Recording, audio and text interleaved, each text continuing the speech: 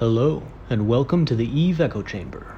Today's video is a response to a request. Two requests, actually. One request on my YouTube channel, and one on the EVEEcho's official group. A plea, really. Where do I find the squares? And that is the question we are attempting to answer today. If you want the TLDR version, it is just like looking for Scout and Inquisitor anomalies. You just want to fly around system to system with your overview set to the mining tab this time and look for those ore belts. Now here's the request from my YouTube channel, and funny story, the day before I received this request, I was on a different character, and you know I'm not a miner, so I was in a coercer, and I went out to nullsec just to try and make some friends with miners, and I found compressed ore for the first time. So I thought this would be like a super easy video to make, but it ended up taking a very long time. So let's skip about 6 hours ahead, where I frantically started up the screen cap software because I unexpectedly found the target. So let us begin in media res as I am in warp to a decayed condensed belt. Oh hey guys, you want to be friends? Since you're to mine too. See your mine in this group, just let me join. Compressed scordite. Never seen that before. Let's start up these mining lasers and get to work. Oh yeah, oh, what? No, mining, friendly mining, friends.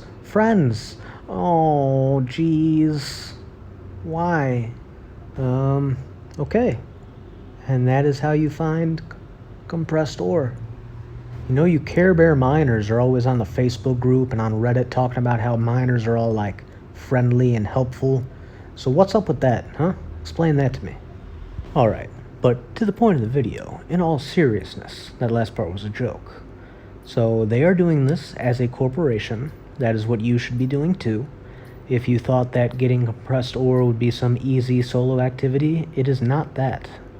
However, if you do want to find compressed ore, whether you are scouting for a group or you're by yourself, solo, it's very easy. You saw that the name of the asteroid belt was different. So you can search the same way that I taught people to search for Scout and Inquisitor anomalies.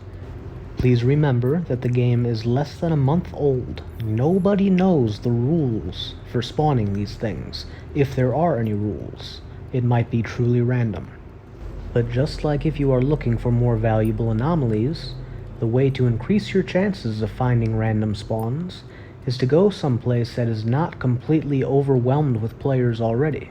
That system, Z- or Z-TAC, as some people say, in the Outer Ring region, that is where I found the first belt when I was on my coercer.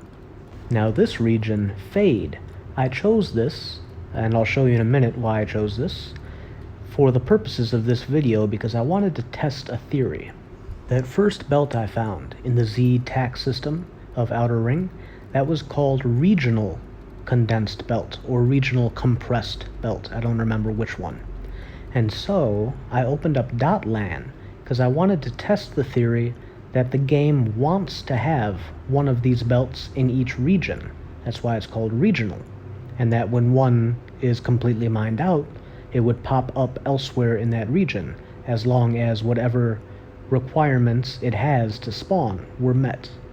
So I went to .lan and I went down to the nullsec regions, and I sorted regions by number of systems, because I wanted to find the smallest region that would be the easiest for me to check all of the systems.